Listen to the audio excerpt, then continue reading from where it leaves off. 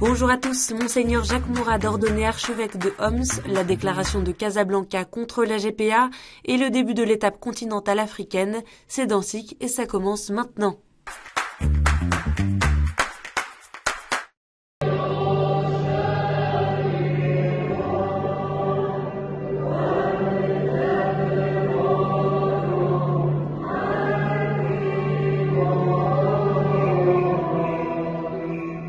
Monseigneur Jacques Mourad a été ordonné archevêque syriaque catholique de Homs dans la cathédrale du Saint-Esprit ce vendredi.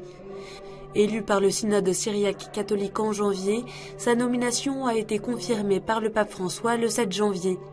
Cofondateur d'une communauté œcuménique au monastère de Marmoussa, à l'ouest de la Syrie, il est enlevé en 2015 par Daesh et retenu otage pendant 5 mois avant de parvenir à s'échapper. Son ordination épiscopale intervient 1 mois après le violent séisme qui a frappé la Turquie et le nord de la Syrie, avec plus de 50 000 morts, dont 5 000 en Syrie. Nous, signataires de la présente déclaration, demandons aux États de condamner la GPA dans toutes ses modalités et sous toutes ses formes, qu'elle soit rémunérée ou non, et d'adopter des mesures pour combattre cette pratique. Un groupe d'experts réunis ce vendredi à Casablanca, au Maroc, a présenté la déclaration pour l'abolition universelle de la gestation pour autrui. Plus de 90 experts de 75 nationalités ont déjà signé ce texte qui appelle les États à interdire la GPA sur leur territoire, sanctionner les personnes qui y recourent ou qui se proposent comme intermédiaires, ou encore à agir en vue de l'adoption d'un instrument juridique international pour interdire cette pratique. Petit à petit, selon le nombre de signataires qui pourrait bien entendu augmenter, eh bien nous pourrions par exemple former une COP autour justement de la problématique de la GPA, quel que soit finalement l'angle sous lequel on prend la problématique de la GPA, et chaque pays va la prendre d'une façon différente. Il est important que les États réagissent, qu'il y a une convention qui devrait, que c'est une abolition qui est demandée et que tous les États puissent adhérer à cette déclaration. L'étape continentale africaine du synode sur la synodalité a débuté ce jeudi.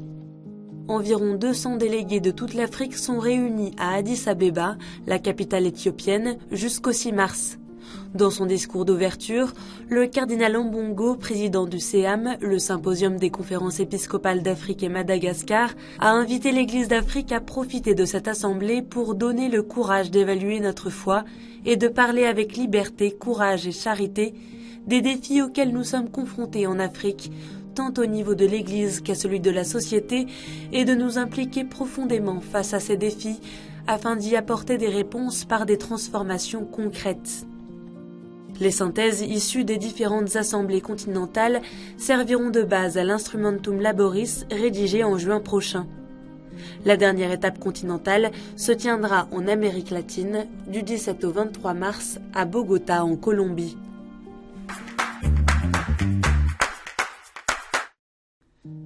La répression contre les catholiques continue au Nicaragua. Le président Daniel Ortega a interdit les traditionnelles processions de chemin de croix sur l'espace public.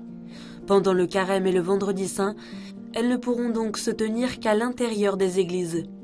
Après avoir déjà interdit des processions religieuses en septembre dernier pour des raisons de sécurité publique, il s'agit d'un nouvel épisode dans la lutte du pouvoir nicaraguayen contre l'Église. Après les expulsions du nonce apostolique du pays et des missionnaires de la charité, Monseigneur Rolando Alvarez, évêque de Matagalpa, a été condamné à 26 ans de prison le mois dernier pour conspiration et diffusion de fausses nouvelles au détriment de l'État.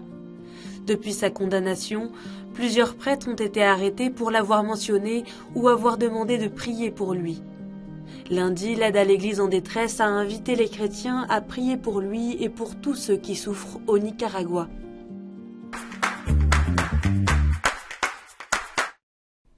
Monseigneur Jean-Paul Vesco a obtenu la nationalité algérienne. L'archevêque d'Alger, le plus important diocèse du pays, l'a obtenu par décret présidentiel ce lundi 27 février. Français, ordonné dans l'ordre dominicain, il vit en Algérie depuis 20 ans.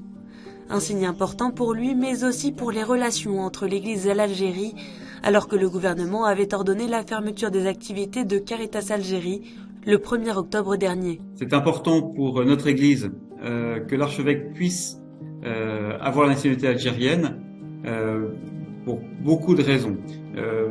Dans un cadre juridique, c'est important qu'il puisse présider l'association diocésaine et pour ça il faut être de nationalité algérienne.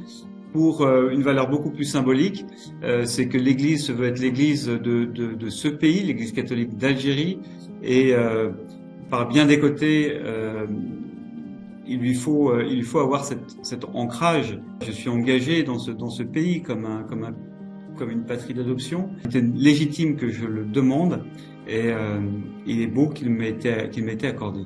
Cette demande de nationalité qui était déposée avant toutes ces questions autour de la Caritas s'inscrit aussi dans la volonté d'avoir des relations, des bonnes relations et de dire que l'Église catholique en Algérie a sa place. Par tous les signes, tous les messages que je reçois, je sens que ce signe de fraternité porte. Et évidemment, pour moi, il contribue à vérifier le sens de ma vie.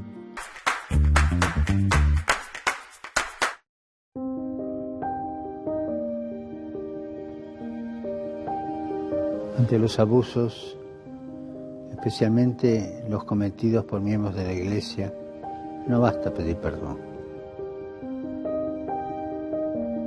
Pedir perdón es necesario, pero no basta. Pedir perdón es bueno para las víctimas, pero son ellas las que tienen que estar en el centro de todo. C'est la demande du pape dans sa vidéo du mois de mars. Et le réseau mondial de prière du pape, qui publie chaque mois la vidéo du pape, propose une infographie pour mieux comprendre cette démarche avec plusieurs axes: demander pardon, faire apparaître les abus au grand jour, réparer les horreurs subies, être un exemple sur la manière de les résoudre et empêcher qu'elles se produisent ou ne se reproduisent. Oremos por los que sufren a causa del mal recibido por parte de los miembros de la comunidad eclesial, para que encuentren en la misma Iglesia una respuesta concreta a su dolor y a su sufrimiento. En France, les fidèles sont invités le 17 mars prochain à une journée annuelle de mémoire et de prière pour les victimes d'agressions sexuelles. Depuis le 24 février, date anniversaire du début de la guerre entre l'Ukraine et la Russie, le Conseil épiscopal des conférences d'Europe a lancé une grande chaîne eucharistique pour demander la paix.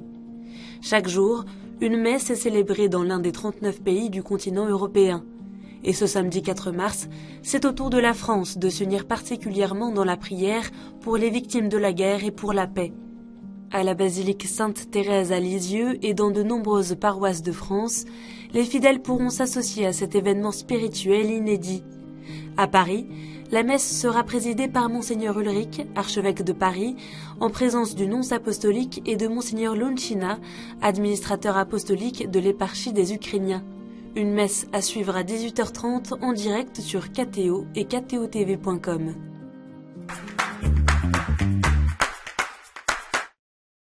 Monseigneur Alain Planet, évêque de Carcassonne et Narbonne, a demandé au pape l'anticipation de son départ. Dans une lettre à ses diocésains publiée ce mardi, il indique avoir écrit au Saint-Père pour lui proposer de hâter le passage de relais afin que la mission continue. Monseigneur Planet n'atteindra la limite d'âge de 75 ans qu'en novembre prochain. Monseigneur Bruno Valentin, évêque coadjuteur du diocèse depuis le 9 octobre, devrait lui succéder à partir du 4 avril. Le diocèse étant en de bonnes mains, il convient que Monseigneur Valentin puisse en prendre la conduite dès la rentrée pastorale et donc que celle-ci soit prête dès l'été. Dans l'attente de la réponse officielle du pape, Monseigneur Planet invite les diocésains à venir prier lors d'une messe qu'il présidera le 31 mars à 18h30 en la cathédrale Saint-Michel de Carcassonne.